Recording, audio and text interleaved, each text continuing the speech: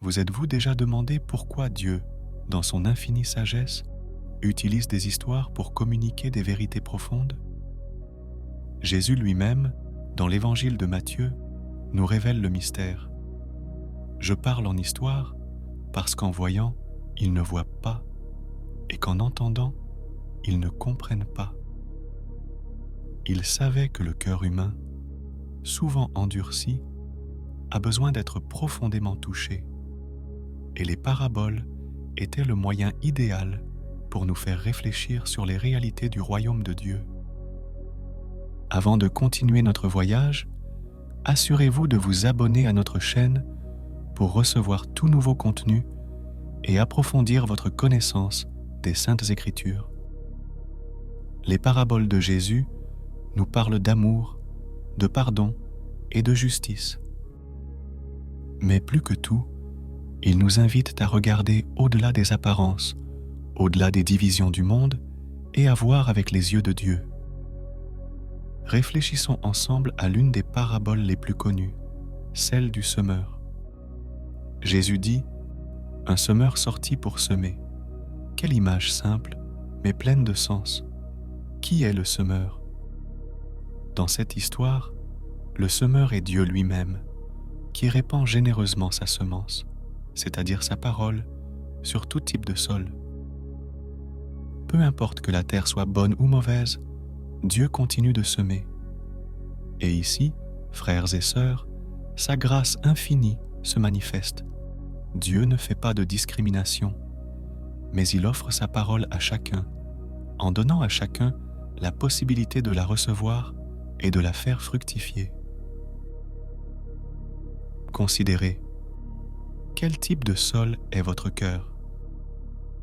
Écoutez-vous la parole de Dieu et la laissez-vous grandir profondément, ou laissez-vous les soucis du monde l'étouffer? Partagez vos réflexions dans les commentaires. Les paraboles de Jésus nous mettent au défi de regarder en nous-mêmes. La graine qui tombe sur la route représente ceux qui entendent le message de Dieu, mais ne le comprennent pas. Le diable, ennemi de nos âmes, veille à ce que la graine soit arrachée avant qu'elle puisse germer. C'est une invitation à ne pas laisser les distractions du monde nous détourner de l'essentiel.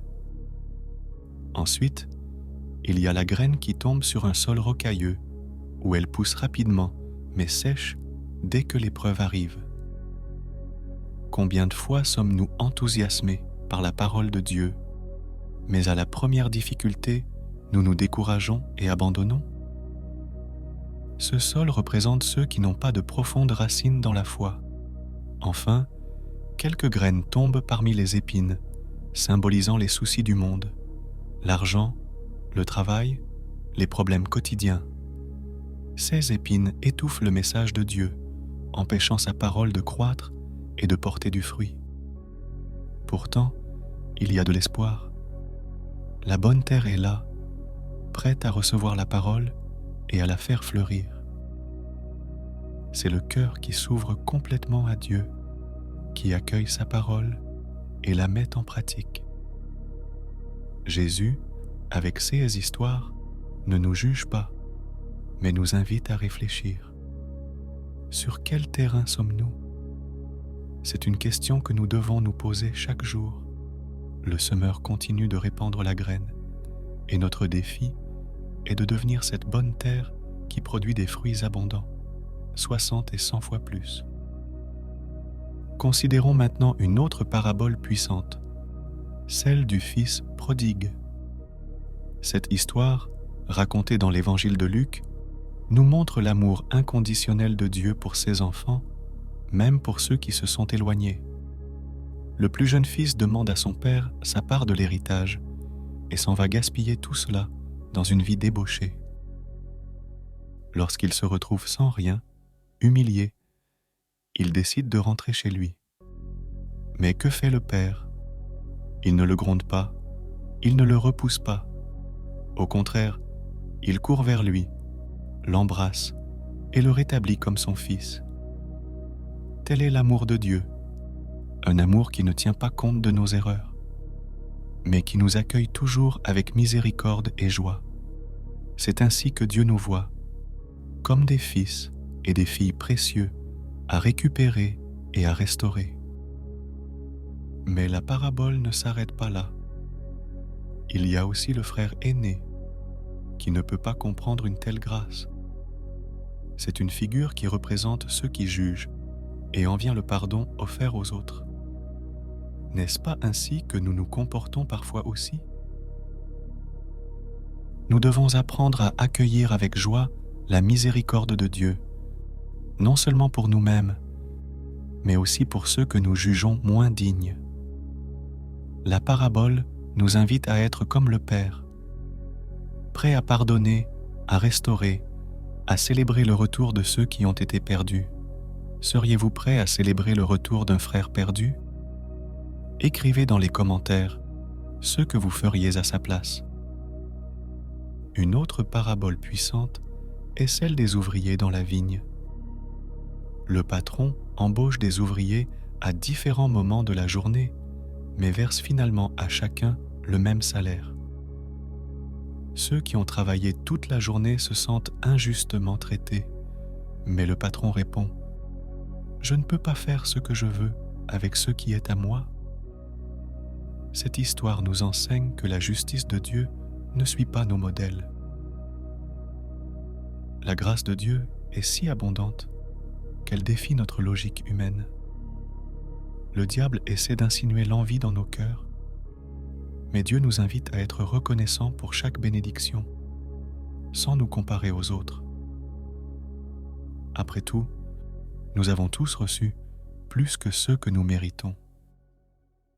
Et si Dieu décide d'être généreux envers quelqu'un, qui sommes-nous pour le remettre en question? Chaque parabole de Jésus est un rappel de vivre une vie d'amour, de miséricorde et de grâce. La parabole du bon Samaritain, par exemple, nous met au défi de regarder au-delà de nos barrières culturelles et sociales.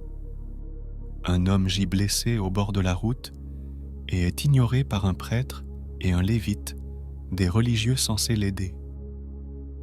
Mais c'est un Samaritain, un ennemi, qui l'arrête et s'occupe de lui.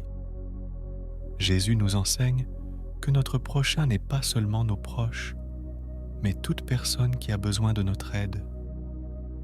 C'est un message de compassion sans frontières qui nous invite à être un bon Samaritain pour tous ceux que nous rencontrons sur notre chemin. Enfin, la parabole du riche et de Lazare nous rappelle que nos choix ont des conséquences éternelles.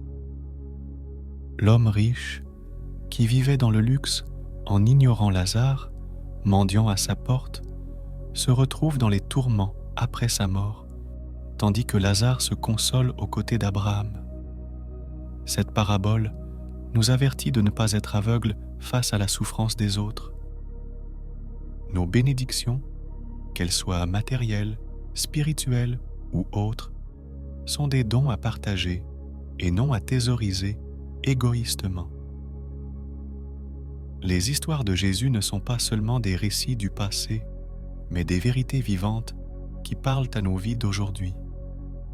Dieu nous appelle à être la bonne terre, le Fils qui revient, le travailleur reconnaissant, le Samaritain compatissant.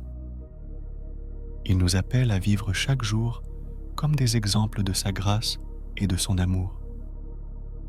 6 paraboles nous invitent à voir le monde avec un regard nouveau, à reconnaître que la justice de Dieu est différente de la nôtre et que la miséricorde doit être le phare qui guide chacune de nos actions.